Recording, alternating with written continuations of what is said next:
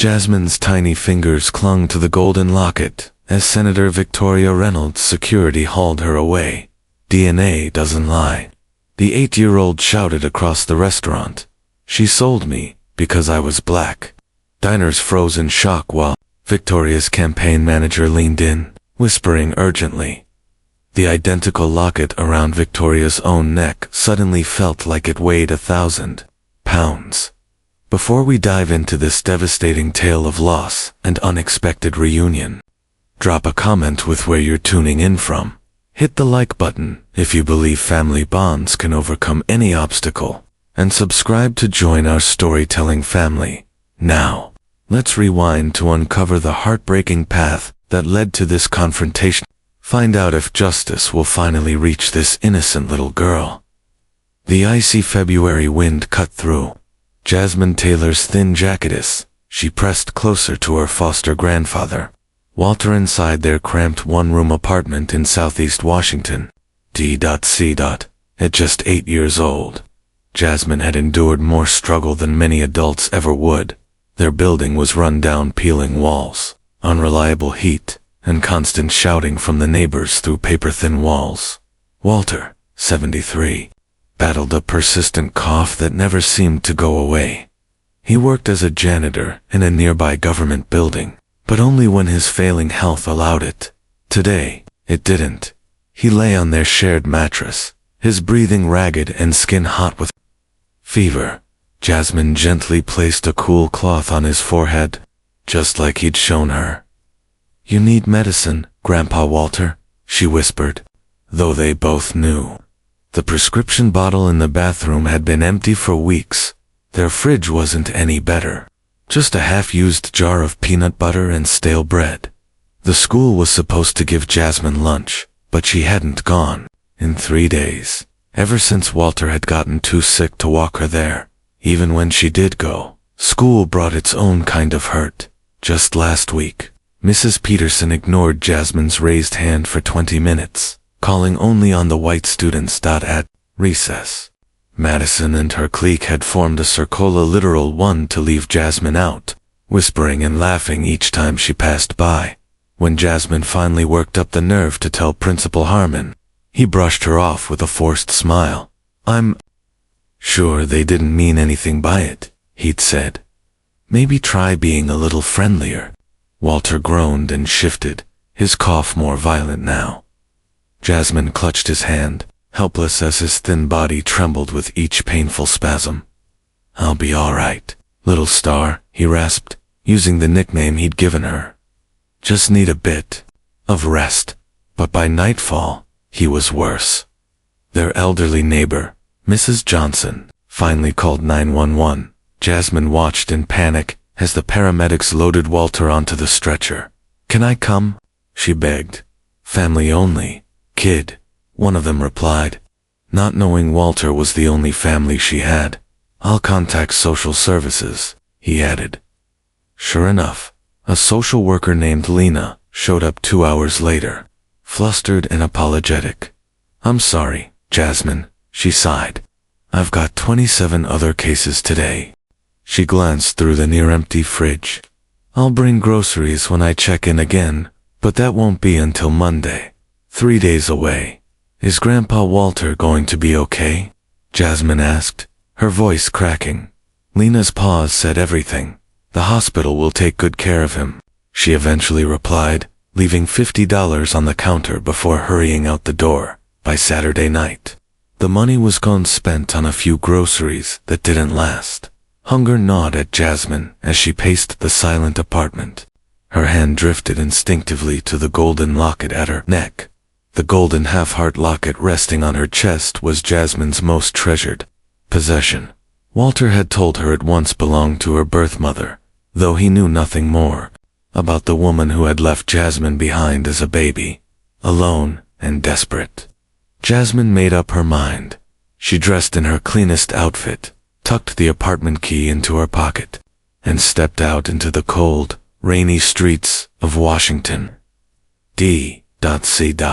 As she walked farther from her neighborhood, the landscape began to shift. Run-down buildings gave way to glossy office towers and high-end hotels. through the curtain of rain. Jasmine caught sight of the glowing sign for the Capitol Hotel. Its golden lights poured across the pavement. A placard outside announced, Senator Victoria Reynolds, Presidential Campaign Fundraising Dinner, through the restaurant's massive glass windows.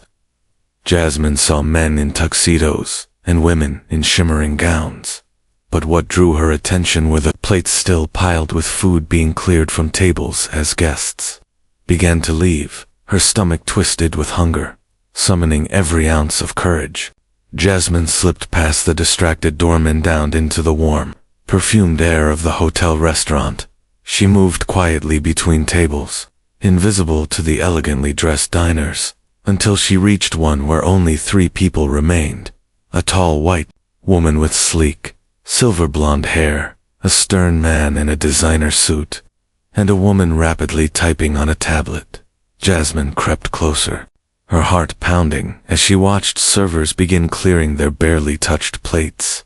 Senator Victoria Reynolds rubbed her temples, reviewing the poll numbers Derek had just handed her. At 52, she stood at the height of her political career, the leading candidate for her party's presidential nomination. Yet the aftermath of fundraisers always left her drained. The Midwest numbers are slipping, said Derek Miller, her campaign manager. We need to reconnect with working-class voters without losing ground among corporate donors. Patricia Chin, her chief advisor, nodded, jotting notes into her tablet.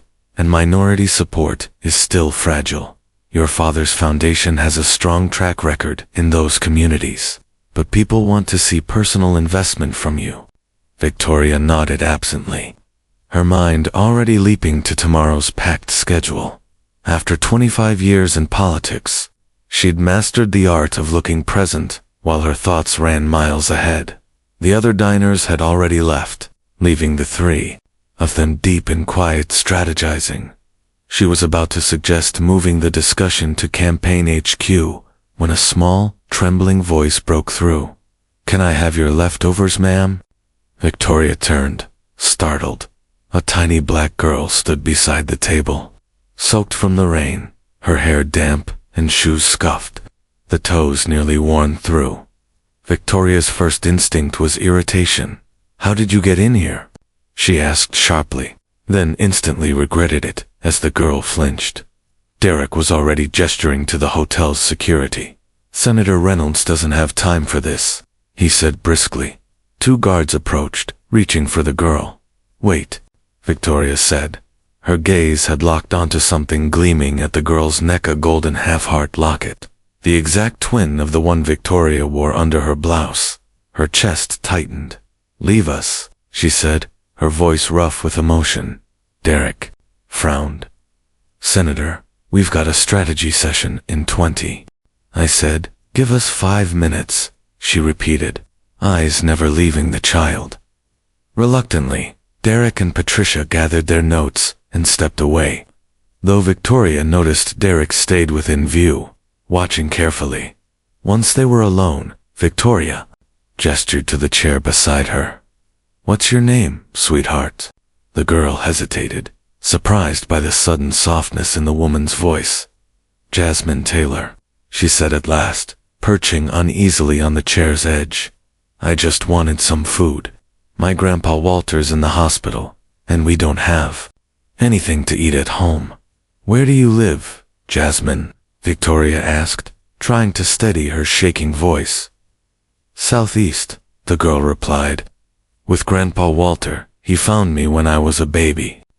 Victoria's fingers drifted to the locket hidden beneath her blouse, tracing the familiar curve of the heart-shaped pendant. That's a beautiful necklace you have, she said gently. May I see it? Jasmine instinctively shielded the locket with her small hand. Grandpa Walter says it's from my real mom, she murmured. He said she left it with me when she gave me away. The words hit Victoria like a series of blows. 8 years ago, she had fastened an identical locket around her newborn daughter's neck just before handing her over to her father's associates. Senator James Reynolds Sr. had arranged every detail. heard that the consequences of her secret pregnancy, conceived during an affair with Marcus Green, a brilliant black civil rights lawyer, would never reach the public eye. He'd insisted the baby would be placed with a wealthy, loving family. He had told her it was necessary for the child's sake, and for Victoria's political future. But now, memories stormed back, vivid and raw. The hush of the private delivery, the brief moment she cradled her newborn before letting go, and the last-minute impulse to leave a piece of herself behind half of the golden heart pendant that now rested around Jasmine's neck. Victoria's voice cracked. "Jasmine, how old are you?" "8, the girl replied, glancing toward the basket of untouched bread rolls. Victoria's hands trembled as she slid the basket closer.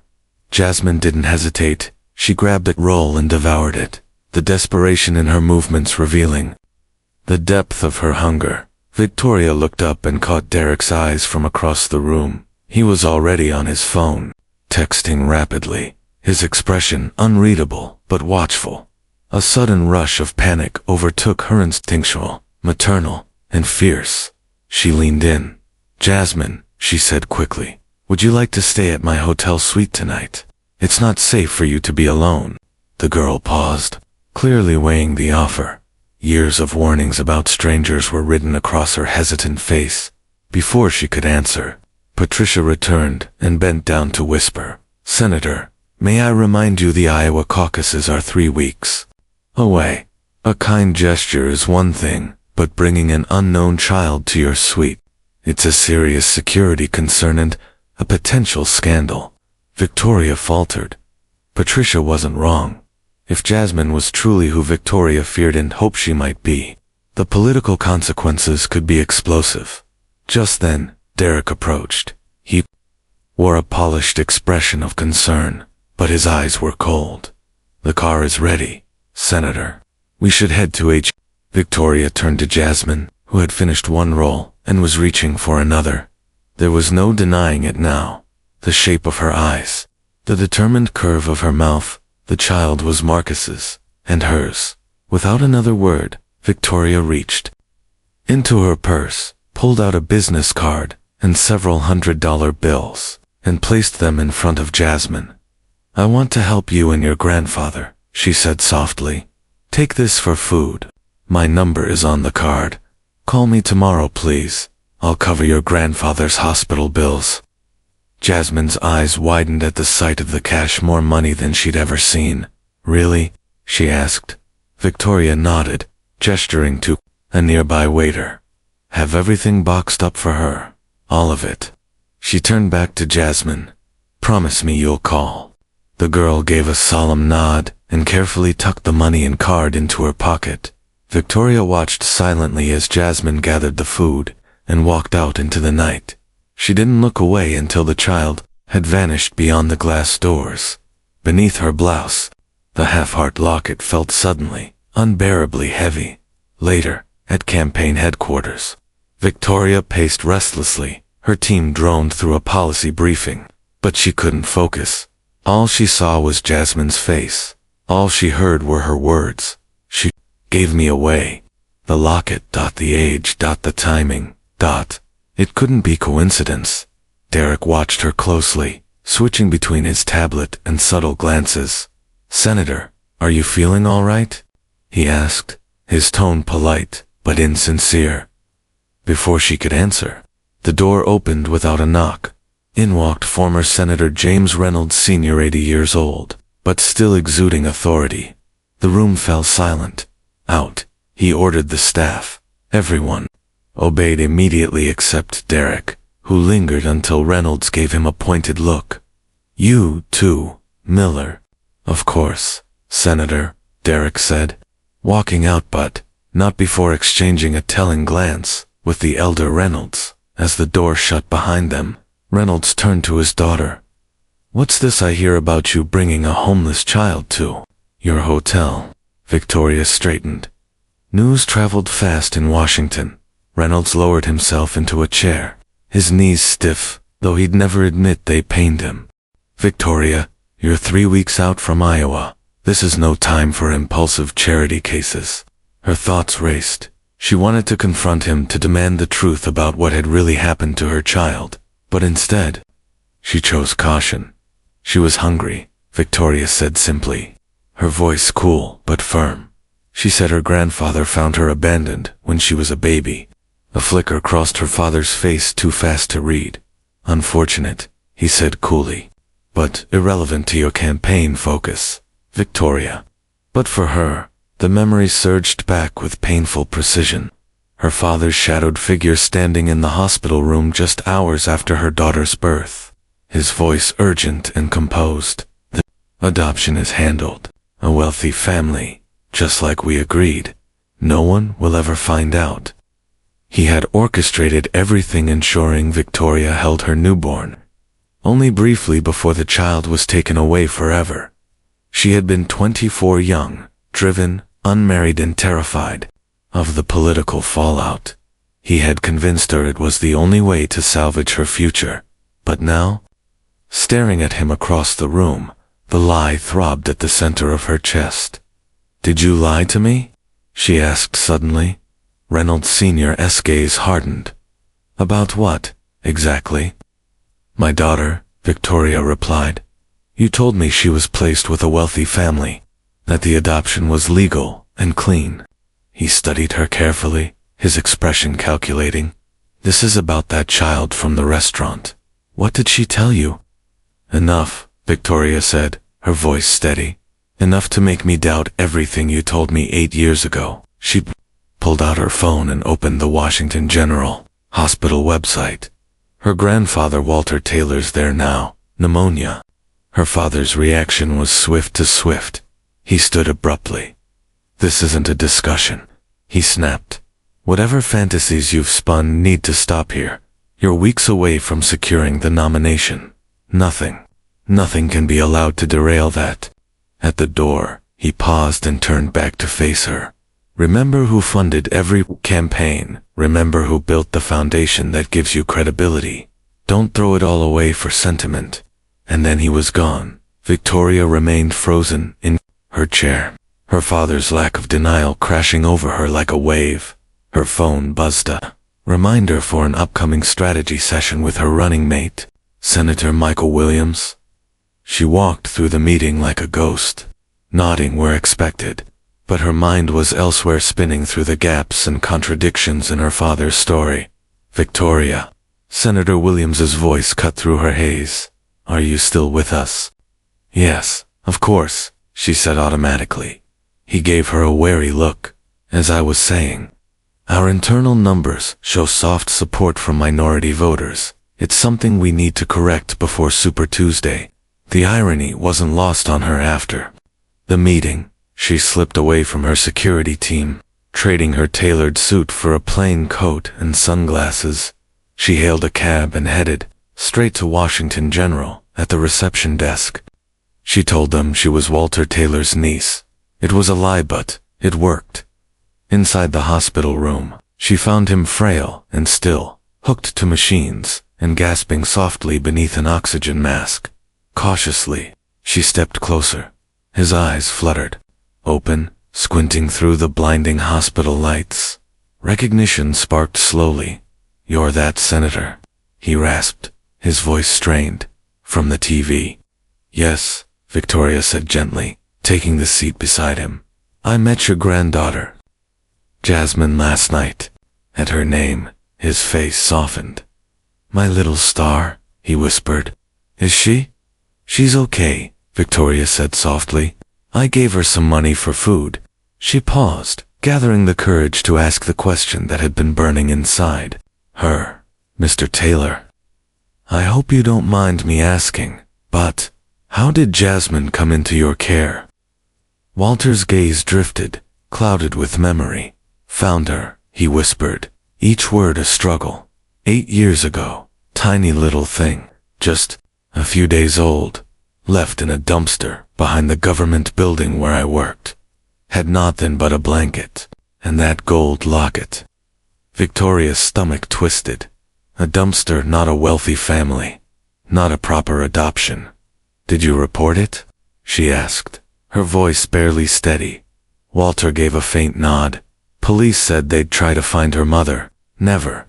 Did. After a while in foster care, they let me keep her. We've been together ever since.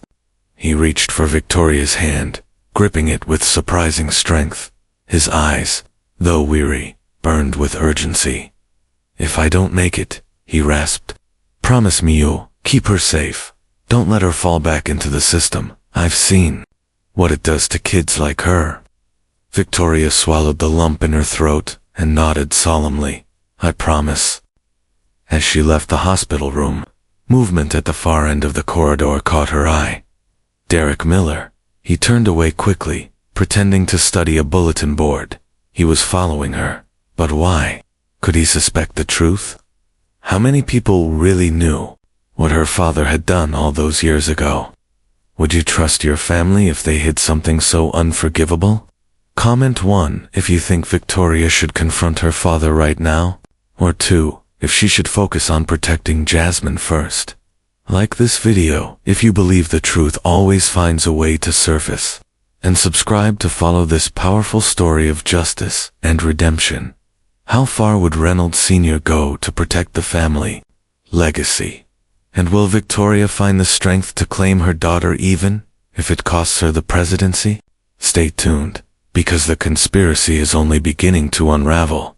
Across town, the business card felt heavy in Jasmine's small hand as she stared up at the towering glass building that housed Senator Reynolds' campaign headquarters. The money Victoria had given her was mostly hidden under a loose floorboard in the apartment, except for the $20 she'd spent on groceries.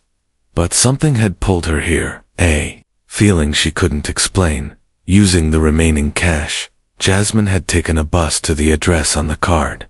Now, she stood at the entrance, where 2 suited security guards checked IDs. They turned people away without appointments. Still, Jasmine approached boldly and held up the card. I need to see Senator Reynolds, she said, injecting as much confidence as her 8-year-old voice could manage. The guards exchanged smirks. Sorry, kid, no appointment, no entry, one said. Flatly. Jasmine didn't budge. She told me to come, she insisted. She gave me this card herself. The second guard sighed. We hear that every day. Unless you're on the list, you can't come in. Please leave. Frustrated, but not ready to give up, Jasmine circled the building. She spotted a loading dock where delivery trucks were dropping off boxers. She waited for a chaotic moment, when workers were distracted with packages, then slipped silently past them and into the service corridor. Inside, the building was a maze: long halls, closed office doors, and quiet chatter. Jasmine moved carefully, trying to act like she belonged. Even though her worn clothes made her stand out, she ducked into an empty conference room, heart pounding, as staffers in sharp suits hurried past in both directions. Footsteps approached. Voices. Jasmine pressed herself against the wall beside the door, holding her breath.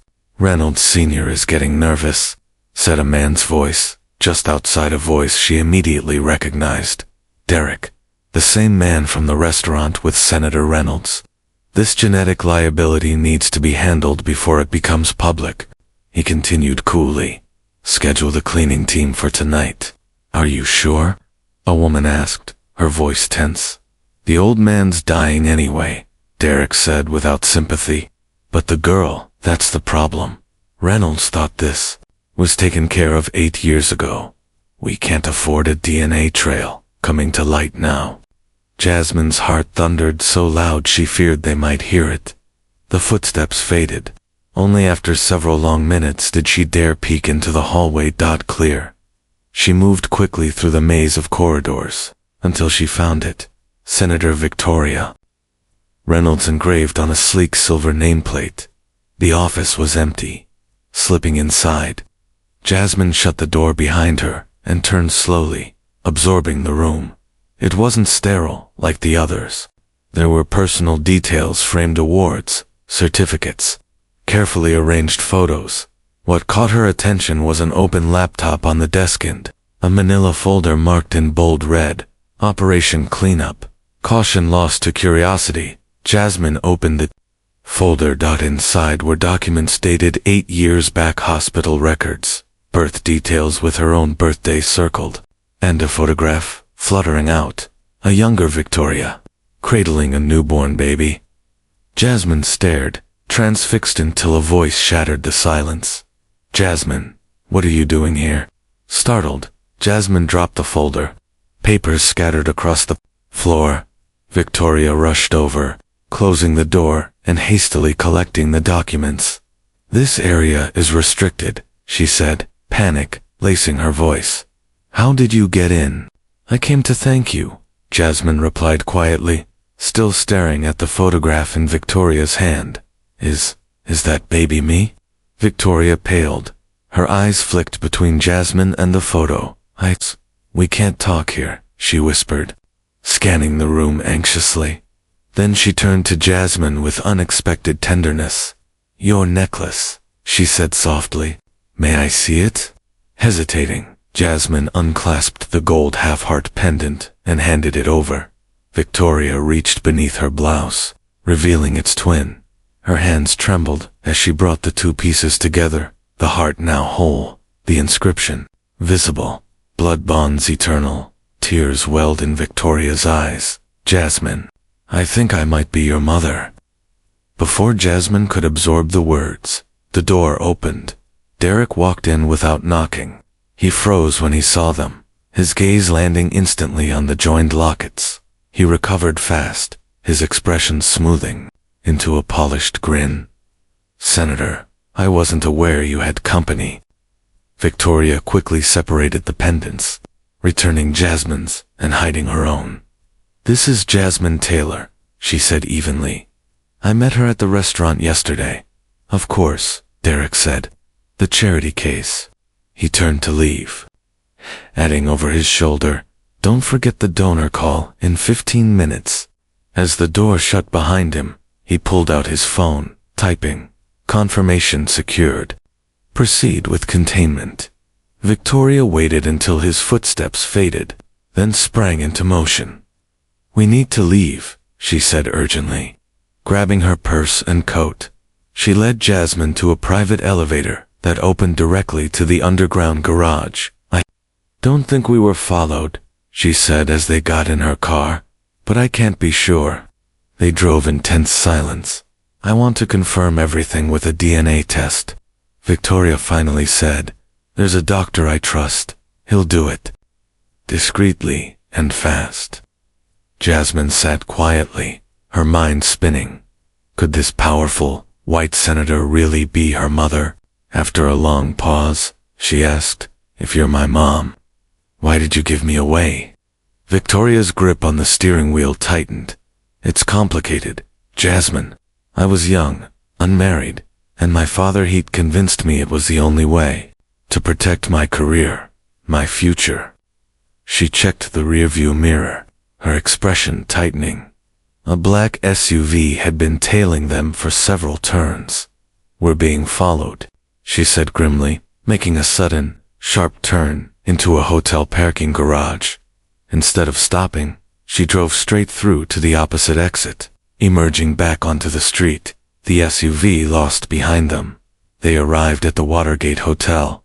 Victoria's suite occupied the entire top floor, complete with private elevator access and bulletproof windows. Once inside, she made a series of swift calls.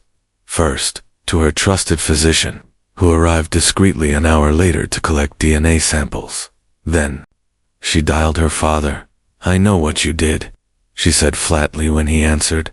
"Not with that child in the room," he snapped. "Think about your future, Victoria."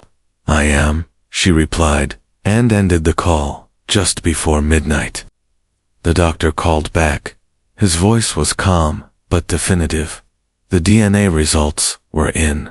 Jasmine Taylor was Victoria Reynolds' biological daughter. Victoria sat on the edge of the hotel bed long after Jasmine had drifted off on the sofa, her thoughts heavy with everything that had unraveled. Her political career, her shot at the presidency, would almost certainly implode once the truth came out. But, somehow, That now felt trivial compared to what she had just learned. Her father hadn't arranged a discreet adoption. He had discarded her newborn daughter, his granddaughter, in a dumpster. A quiet noise from the entryway jolted Victoria back to the present. The doorknob was turning, slowly, but she knew she had engaged the security lock without a sound.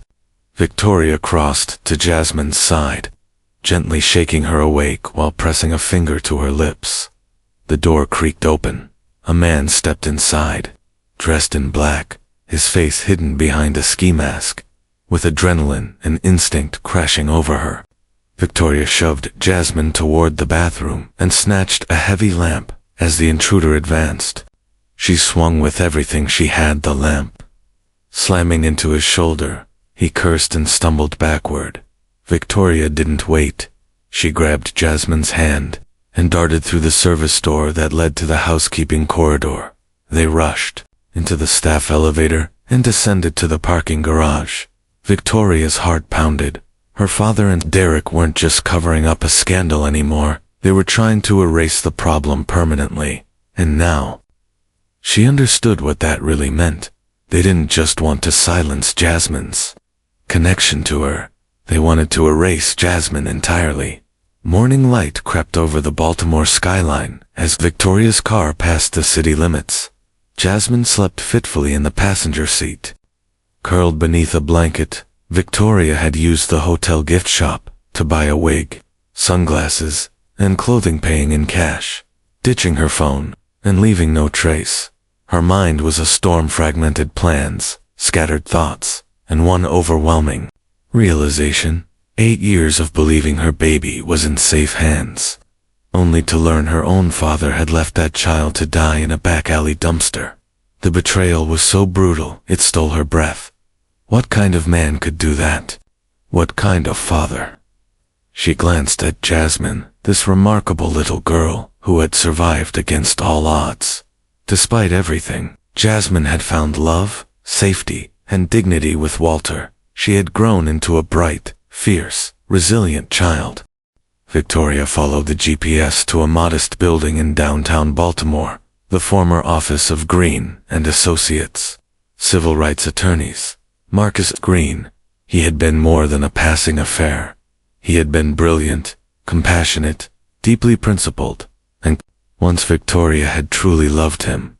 But she had chosen ambition over love, and had never told Marcus about the pregnancy. Her father had warned it would only complicate things now. 8 years too late. She had come to tell him about his daughter. The building looked abandoned. A for lease sign hung in the window of the once active law office. Victoria walked next door to a coffee shop, just opening for the day. "Excuse me," she asked the barista, still wearing her disguise. "I'm looking for Marcus Green's law office." The young woman glanced up. "That place closed a couple years ago, after Mr. Green passed away. Car accident, I think." Victoria froze. "Passed away," she echoed, her voice barely audible. "Yeah," the barista said sympathetically. "Real sad. He was a good man. Always stood up for folks who couldn't stand up for themselves." The barista's expression softened at Victoria's stunned silence. "You okay, ma'am?" Victoria nodded numbly and returned to the car. Jasmine was awake now, studying her closely. "What's wrong?" she asked quietly. Victoria sat motionless, hands on the wheel. "Marcus Green was your father," she said at last, voice thick, "and I just found out. He died 2 years ago." Jasmine took in the news without speaking at first, her solemn face unreadable. "Was he a good person?" she finally asked. "The best," Victoria whispered. "Brilliant, kind, devoted to justice." She turned the key in the ignition. "I need to find his former law partner." Alicia Washington's contact information hadn't been hard to find. After Marcus's death, she had opened her own firm, carrying on his civil rights work. Her office was located in a converted row house in a historically black neighborhood in Baltimore. Victoria parked a block away, nerves raw from exhaustion and the shattering collapse of everything she once trusted. She turned to Jasmine. Wait here, in the car. Wait in the car, Victoria instructed. Naturally, Jasmine ignored her and trailed after her to the office door. Alicia Washington, a sharp, commanding woman in her early 50s, opened it herself. Her expression turned wary as she took in Victoria's awkward disguise wig, sunglasses, plain clothes. Then recognition flickered across her face. "Senator Reynolds," she said, astonished. "What in the world are you doing here? And who's the child?" Victoria removed her sunglasses. "I need your help, Ms. Washington. I need to talk to you about Marcus Green." Alicia's face hardened. "Marcus has been dead for 2 years. What exactly is there to talk about now?" "This is Jasmine," Victoria said, gently placing her hands on the girl's shoulders. "She's 8. She's my daughter, and Marcus was her father." A stunned silence followed. Alicia stared at Jasmine, her eyes scanning the girl's face, and there it was. The resemblance, subtle but undeniable. "Marcus never knew," Victoria added quietly. "My father made sure of that." Over the next hour, Victoria laid everything bare: her relationship with Marcus, the pregnancy, her father's insistence on giving up the baby, and the devastating discovery that Reynolds Sr. had never arranged an adoption at all. He had abandoned the infant in a dumpster. "And now," Victoria concluded, "my father and my campaign manager are trying to erase any trace of Jasmine and me. I need to know, was Marcus investigating anything connected to my father's foundation before he died?" Alicia's demeanor shifted from skepticism to alarm. "Yes," she said, moving to a filing cabinet. "Marcus was digging into some troubling activity involving the Reynolds Foundation's operations in minority communities right before his death." She retrieved a thick folder and set it on the desk. "This is everything," Marcus gathered. "He believed your father was tied to something deeply illegal." Victoria opened the file. Inside were notes, reports, and documents related to medical testing programs, many tied to poor and predominantly black neighborhoods. Experimental drug trials. Paperwork suggested the participants hadn't been fully informed about the risks. Some signatures were clearly forged. Marcus thought the foundation was partnering with pharmaceutical companies to run unauthorized tests, Alicia said. They bypassed FDA protocols using political connections. One chart stopped, Victoria cold. "Mortality rates, unexplained deaths," she whispered. Alicia nodded grimly. "Marcus believed the car crash that killed him wasn't an accident, but we never had enough to prove it." Victoria's prepaid phone buzzed. She glanced down and froze. It was a news alert. Her own face stared back at her. Just beneath a breaking headline, "Presidential frontrunner takes sudden health retreat campaign cites exhaustion." The accompanying video showed Derek addressing reporters, his tone oozing false concern. "Senator Reynolds has been under extreme pressure," he said. "Her doctors have advised a brief period of rest and reflection." Standing beside him was Reynolds Sr., all solemn authority. "My daughter's health is my top priority," he said smoothly. "I'll temporarily oversee campaign operations in her absence." Victoria's stomach turned. They were staging her collapse, seizing control, silencing her in plain sight. Later that evening, she attempted to book a motel room, online only, to have her credit card declined. She called the issuer, only to hear, "We're sorry. All accounts have been frozen as a precautionary security measure authorized by Mr. Miller." They were cutting her off. With Alicia's help, Victoria managed to pull a final cash advance before the freeze became absolute. That night, she and Jasmine checked into a small roadside motel under fake names, paying in cash. They stopped at a nearby diner, hungry, exhausted. It was their first real meal together. Victoria watched with quiet wonder as Jasmine lined up her fries, counted her pickle slices, and folded her napkin before eating. A methodical habit. Walter's influence, no doubt. But their fragile peace didn't last. At the next table, A middle-aged white couple began speaking loudly, just loud enough to be heard. "These mixed families, just not natural," the man muttered. "That's the problem with this country." His wife nodded. "Probably adopted from one of those foreign countries. White guilt." Jasmine didn't look up, her shoulders hunched as she stared silently at her plate. She had clearly heard this before. Victoria had never experienced this type of casual, cruel racism herself. She had debated about it, legislated around. It never felt it cut this close. Until now. Until it was directed at her child. Victoria rose from her seat, her voice sharp but controlled. "Excuse me," she said, stepping toward their table. "My daughter was born right here in America, and she deserves your respect." The man sneered. "Free country. I can say what I want. And I can tell you," Victoria replied coldly, "that your ignorance is showing." She turned to Jasmine. "Come on, we're leaving." As they walked out, a teenage waitress followed them into the parking lot. "I'm really sorry about that," she said, handing Victoria her phone. "I recorded the whole thing. Those people come in all the time, treating everyone like trash. Mind if I post this? People should see someone finally standing up to them." Before Victoria could say no, the girl uploaded the video with the caption, "White lady defends black daughter against racist diners."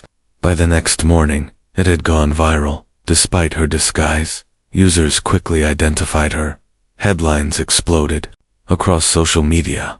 Presidential candidate Victoria Reynolds confronts racism in diner incident. For the first time, Victoria was truly seeing the other side of America's racial divide.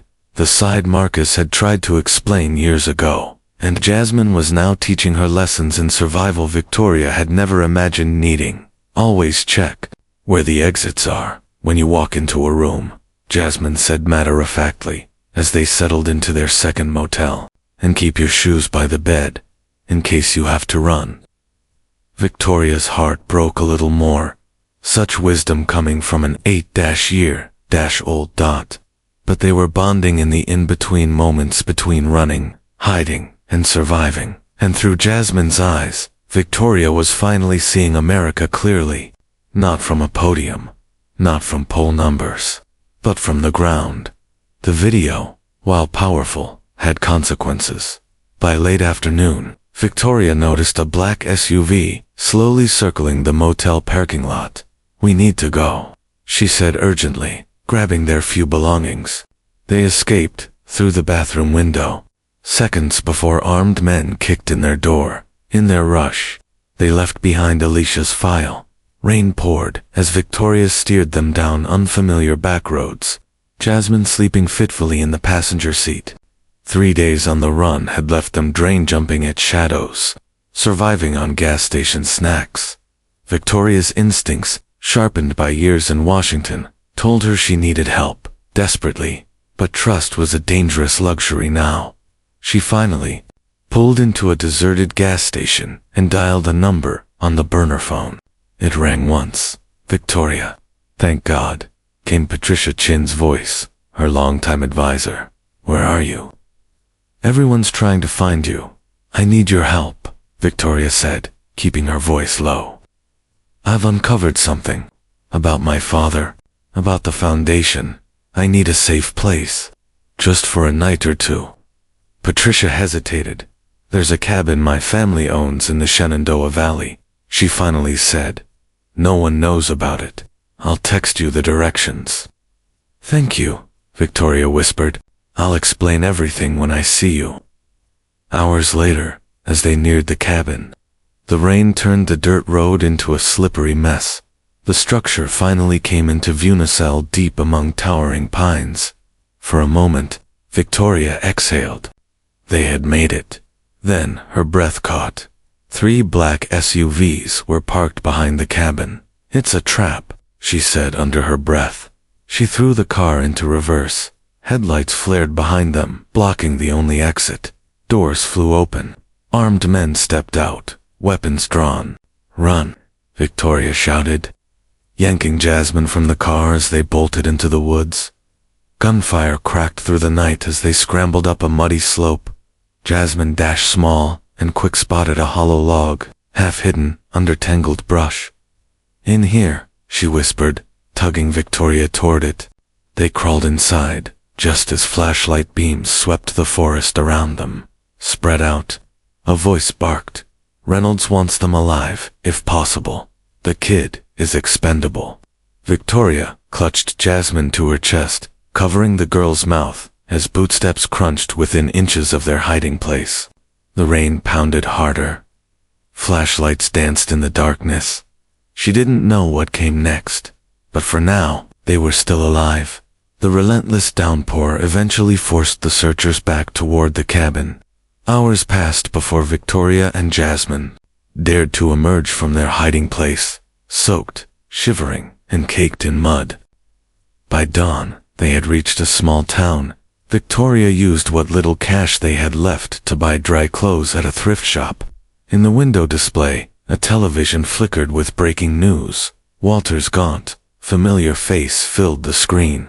The ticker read, "Elderly man dies amid hospital negligence investigation." Jasmine's knees buckled. Her small frame collapsed to the floor, racked with sobs. "He was all I had," she cried, burying her face in Victoria's coat as Victoria held her tightly, utterly helpless to ease the pain. The newscaster's voice claimed it was a tragic error, wrong medication, a bureaucratic failure. But Victoria knew better. This wasn't a mistake, it was a cleanup. Her father was eliminating loose ends with renewed resolve. Victoria purchased 2 bus tickets to Washington, D.C. "We're going back?" Jasmine asked, surprised. "Sometimes," Victoria said grimly, "the best place to hide is right under their noses. And we need access to the Reynolds Foundation headquarters. That's where the truth is buried." The building, all marble and glass, loomed over downtown, a monument to prestige and power. Security was tight at the main entrance, but Victoria had learned from Jasmine, watch the back doors. They waited until nightfall, dressed in custodial uniforms, bought at another thrift shop. They approached the service entrance. "Act like you belong," Victoria whispered. The bored security guard barely glanced up as they passed inside, navigating dim corridors. They reached the executive floor, Victoria's heart pounding as they stopped outside her father's office. Locked. Jasmine pulled a bobby pin from her hair. "Grandpa Walter taught me." Within seconds, the door clicked open. The office was immaculately staged, dark wood, leather-bound books, and decades of power etched into every photo and plaque. Victoria hurried to the computer. "It needs a password," she muttered, trying various combinations in vain. "Try my birthday," Jasmine said softly. 8 years ago." Victoria entered the date. The screen unlocked instantly. "How did you know?" "The file in your office." It had that date circled, Jasmine replied. "And, well, he's obsessed with getting rid of me. I'm probably on his mind a lot." Victoria blinked at the insight, the brilliance and heartbreak of this child. She dove into the system, locating folders labeled special projects and medical initiatives, and began downloading everything onto a flash drive. The contents were damning. Decades of experiments. Pharmaceutical companies partnered with the foundation to test unapproved drugs targeting minority communities. The FDA had been circumvented through high-level connections. One name caught her breath: Walter Taylor, listed as a trial subject over 20 years ago, explaining his chronic health problems.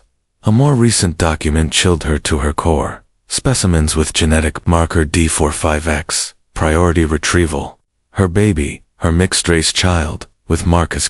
She hadn't been placed for adoption. She had been targeted. Another file outlined problem resolution: Marcus Green. The accident that had killed Jasmine's father wasn't random. It was a silencing. More files exposed a system of paid cover-ups, fake investigations, and missing black children erased by bureaucracy. "They're coming," Jasmine whispered urgently from the doorway, just as they slipped into the hallway. The office door swung open. "Hey, stop right there." A security guard lunged toward them. "Run," Victoria shouted, pushing Jasmine toward the emergency stairwell. They fled, alarms crackling over the radios as guards closed in. On the parking level, 2 more men blocked the exit, thinking fast. Victoria grabbed a fire extinguisher from the wall, releasing a cloud of white mist as cover. They doubled back, then crack. A bullet tore through Victoria's side. She gasped, blood seeping between her fingers. "Keep going," she wheezed, staggering after Jasmine. They were nearly at the street when Victoria collapsed. Jasmine knelt beside her, face pale with terror. "Help!" she screamed. "Somebody, help us!"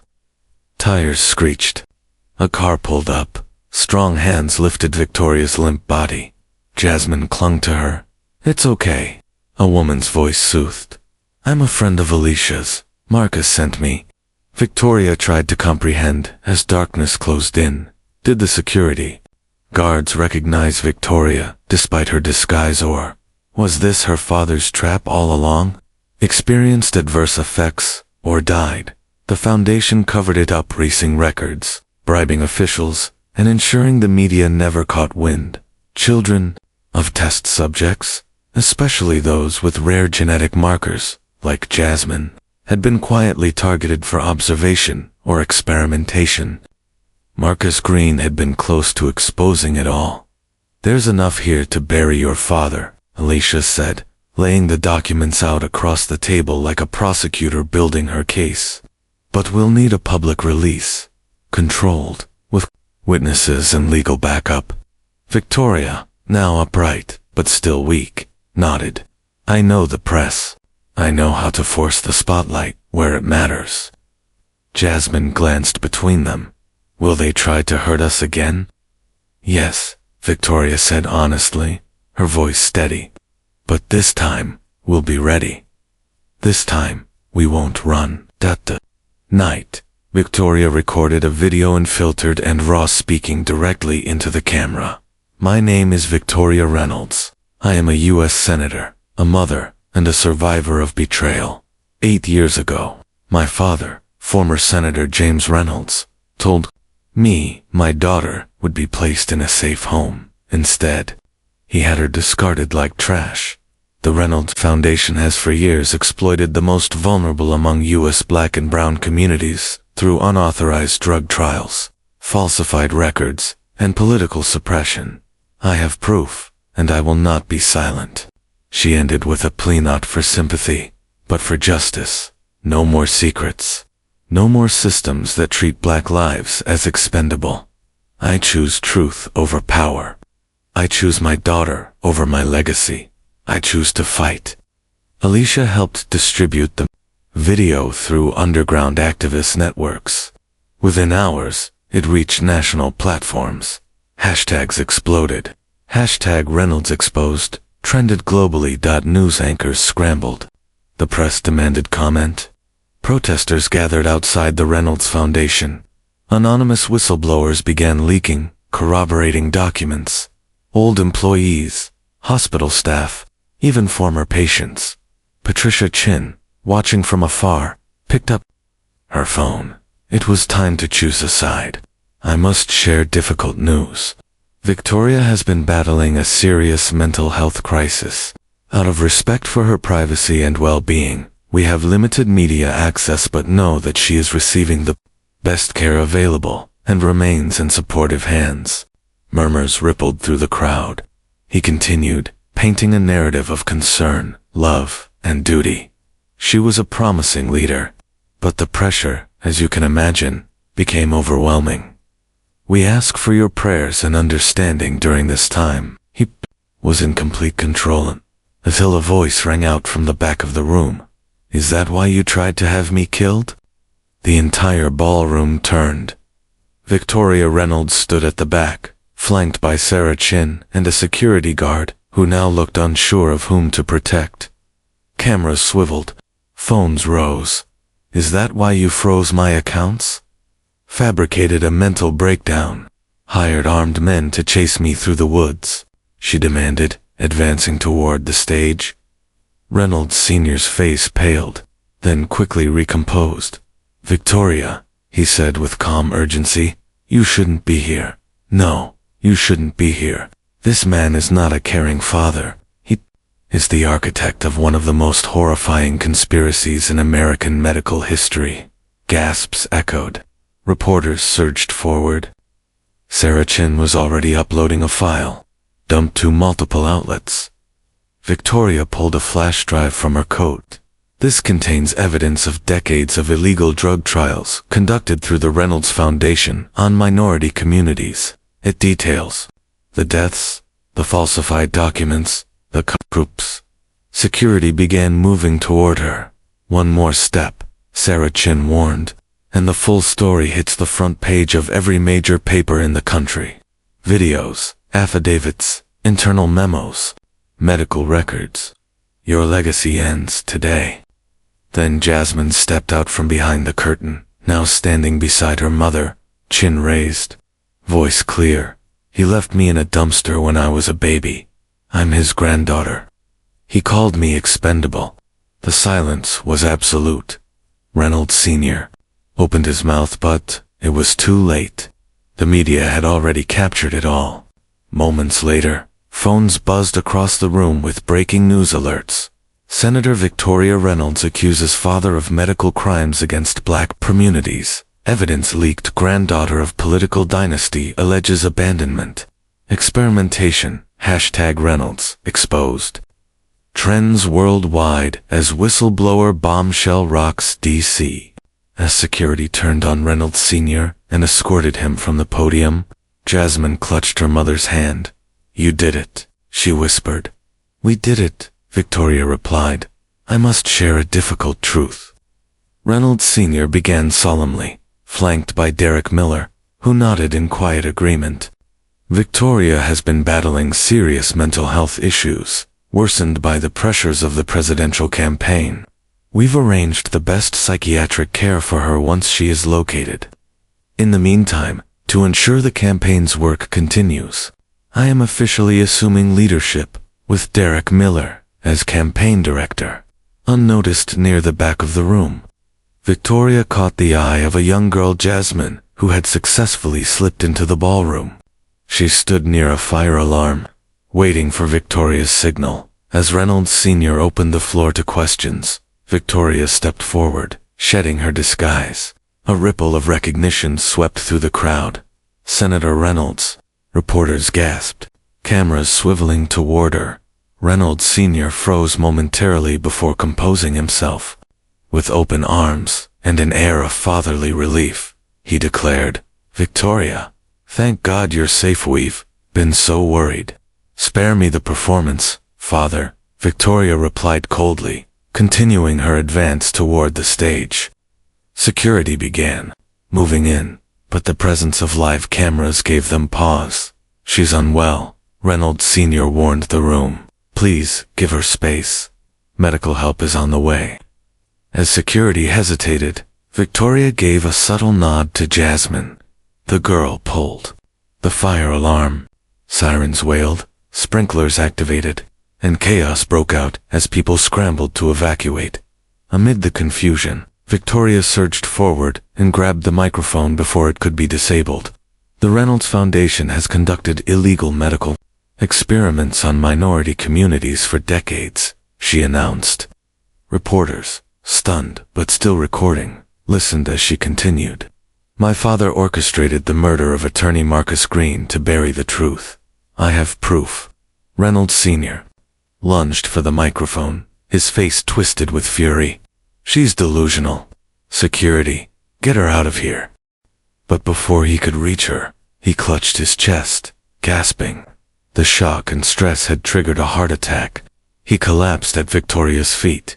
At that moment, Derek pushed through the crowd, drawing a concealed handgun. "Gun!" "Someone!" screamed. He fired a shot that missed Victoria and struck a security guard who had stepped in to protect her. Derek was immediately tackled by hotel security. Camera flashes exploded as the violent moment was captured from every angle in the silence that followed. Jasmine emerged from the crowd and stood beside Victoria, placing a protective arm around her daughter. Victoria faced the reporters. "This is Jasmine Taylor," she said, voice unwavering despite the chaos. "8 years ago, I gave birth to her during my relationship with civil rights attorney Marcus Green. My father claimed he had arranged a private adoption to protect my political career. In truth, he had her abandoned, intending to reclaim her for use in the Foundation's genetic experiments." She held up a flash drive. "This contains irrefutable evidence of decades of unauthorized medical testing on predominantly black communities. It documents Marcus Green's murder after he uncovered the truth, and the attempts on both my life and Jasmine's once we reunited." Still restrained, Derek screamed, "She's lying. She's unstable." But his words fell flat. His actions had already condemned him. "Can you prove this child is your daughter?" a reporter asked. "Yes," Victoria replied. DNA testing confirmed it, without question. She revealed the lockets they wore, fitting together to form a single heart, bearing an inscription. "These crimes are not isolated," she continued. "Dozens of children disappeared from communities where the Reynolds Foundation operated. They were taken for experimentation based on inherited genetic markers from earlier generations." As paramedics rushed to treat Reynolds Sr., Victoria remained at the podium, arms wrapped around Jasmine. "I am officially withdrawing from the presidential race, effective immediately. My priority now is justice for the victims of the Reynolds Foundation and building a life with my daughter." The room erupted with shouted questions, but Sarah Chin and her investigative team quickly escorted Victoria and Jasmine out. The footage of the confrontation spread rapidly across every news outlet. "Presidential candidate exposes father's crimes, Reynolds Foundation linked to illegal human experimentation, daughter reunion unveils. Decades of abuse 3 weeks later." Victoria sat before a congressional oversight committee, her testimony broadcast live to the nation. Jasmine watched from a nearby room, accompanied by Alicia Washington, who had become her legal advocate.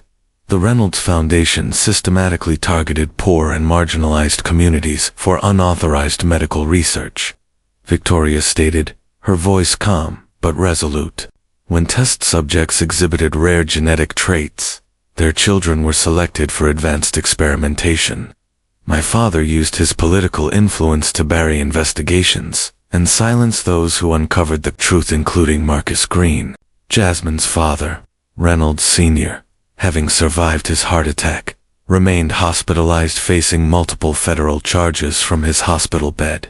Derek Miller, hoping for leniency, turned state's witness, providing detailed records of cover-ups and coercion spanning decades. The full extent of the conspiracy shocked the nation, especially the racial targeting of communities where disappearances had long gone uninvestigated. Now, with the truth exposed and justice underway, the reckoning had finally begun. "I must speak a difficult truth," Victoria began, her voice steady. "I've been facing severe mental health challenges, worsened by the relentless pressures of the presidential campaign." Standing beside her, Derek gave a solemn nod as Reynolds Sr. stepped forward to address the gathered press. "We've arranged for the best psychiatric care once Victoria is located," Reynolds Sr. stated, assuming she was absent. "Until then, to ensure the campaign continues its vital work, I am formally taking the lead. Derek Miller will serve as campaign director." Unbeknownst to them, Victoria had already infiltrated the room, hidden among the crowd. Near the ballroom's edge, Jasmine, her daughter, stood poised by a fire alarm, awaiting her signal. As Reynolds Sr. opened the floor to questions, Victoria stepped forward, removing her disguise. A collective gasp spread through the crowd as reporters recognized her. "Senator Reynolds," one called, cameras pivoting sharply in her direction. Reynolds Sr.'s expression faltered for a heartbeat, before he quickly extended his arms in a gesture of fatherly concern. "Victoria, thank God you're safe. We've all been so worried. Save the performance, Father," Victoria replied icily, striding toward the podium. Security moved to intercept, but the presence of dozens of cameras gave them pause. She's unwell, Reynolds Sr. told the press. Please, give her space medical assistance is on its way. At that moment, Victoria gave Jasmine a slight nod. The girl yanked the fire alarm. Alarms blared, sprinklers activated, and chaos erupted. In the confusion, Victoria broke past the security line and seized the microphone. The Reynolds Foundation has been conducting illegal medical experiments on minority communities for decades, she declared, her voice rising above the alarm. My father orchestrated the murder of attorney Marcus Green to hide the truth, and I have proof. A stunned silence fell. Reynolds Sr. lunged at the microphone, face twisted in rage. She's delusional? Security, remove her now. But as he reached her, he suddenly gasped, clutching his chest struck by a heart attack. He collapsed at Victoria's feet. Derek Miller shoved through the crowd, drawing a concealed firearm. Gun. Someone screamed. Derek fired a wild shot that struck a security officer moving to shield Victoria. He was immediately tackled and disarmed by hotel security. Flashbulbs exploded, capturing every moment. In the stunned silence that followed, Jasmine appeared beside her mother. Victoria placed a protective arm around her and faced the cameras. This is Jasmine Taylor, she said, voice unwavering. 8 years ago, I had a daughter with civil rights attorney, Marcus Green. My father claimed he had arranged a private adoption to protect my political career. In truth, he had her abandoned intending to reclaim her later for genetic experiments conducted by the Reynolds Foundation. She held up a flash drive. This contains evidence of decades of unauthorized experimentation on predominantly black communities. It includes proof of Marcus Green's murder and my attempted assassination, along with Jasmine's. Restrained on the floor, Derek shouted, "She's lying. She's mentally unstable." But the public had seen everything: his attack, his weapon, and the terror on Jasmine's face.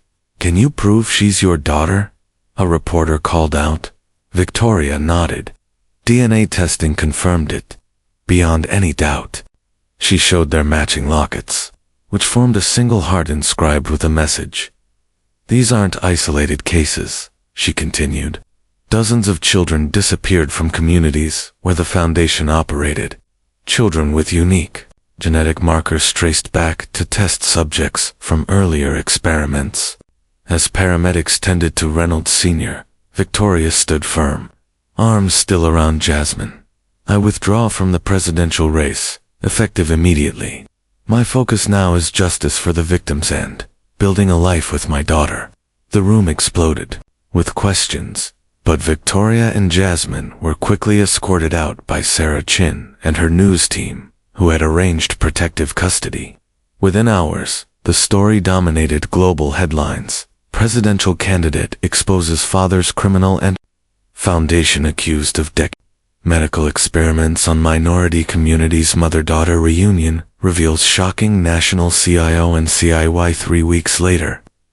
Victoria sat before a congressional oversight committee. Her testimony was broadcast live across the nation. Jasmine watched from a private room, accompanied by Alicia Washington, her new legal advocate. The Reynolds Foundation systematically targeted low-income, minority communities for unauthorized medical testing, Victoria testified. When test subjects exhibited unusual genetic traits, their children were marked for further experimentation. My father used his influence to silence investigations and eliminate those who got too close to the truth, including Marcus Green.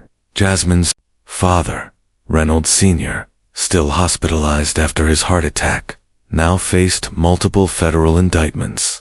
Derek Miller, seeking a lighter sentence, had turned state's evidence detailing decades of covert cleanup operations. The scope of the conspiracy stunned the nation.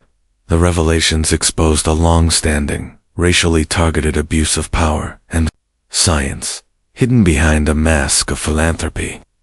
And now, with the truth out, justice had finally begun.